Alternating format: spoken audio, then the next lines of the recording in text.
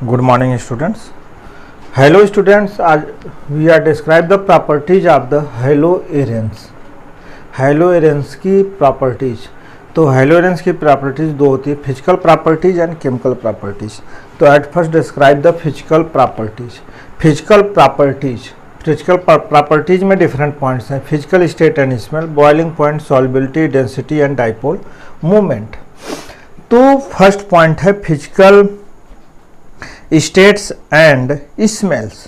तो physical state and smells में क्या होता है कि जनरली जो हेलोएरेंस होते हैं जनरली कलरलेस लिक्विड होते हैं, इनकी ऑर्डर्स होती है प्लीजेंट होती है एंड आर क्रिस्टलाइन सॉलिड्स होते हैं विथ करेक्टरिस्टिक स्मेल।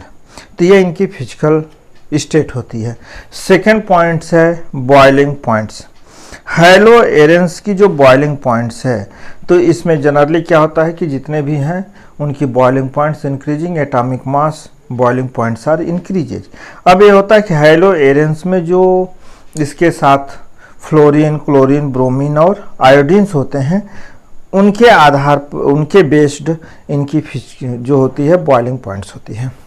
अगर आयोडोबेंजीन है, iodobenzene, bromobenzene, chlorobenzene and fluorobenzene, तो जो जनरल क्या होता है कि जो आयोडोबेंजीन होता है इसका एटॉमिक मास सबसे ज़्यादा होता है, तो इसकी बॉइलिंग पॉइंट्स जो है सबसे ज़्यादा होगी।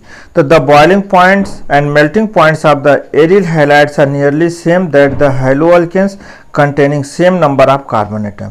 The boiling points of monohalogen derivatives of benzenes are in the orders, यानी आयोडोबेंजीन, ब्रोमोबेंजीन, क्लोरोबेंजीन एंड फ्लोरोबेंजीन्स, ये इनके बॉइलिंग पॉइंट्स का ऑर्डर होता है।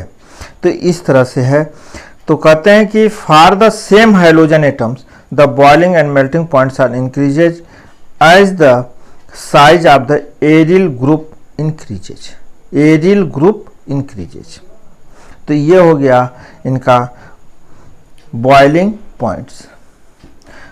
अब इसमें क्या होता है कि एक जनरली सबसे ज़्यादा है ortho, Meta and para. Ortho, Meta and para में अगर आर्थो पोजीशन पे डाई हाइड्रोजन्स हैं तो उनका बॉइलिंग पॉइंट सबसे ज़्यादा होगा। फिर उसके बाद मेटा का होता है और सबसे कम जो होता है पैरा का होता है। यानी ortho, Meta and para position में ये स्थिति होती है।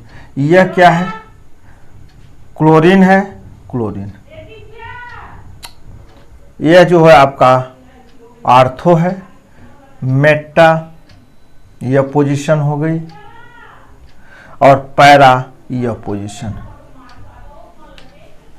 तो इस तरह से इसका जो है बॉइलिंग पॉइंट्स होता है।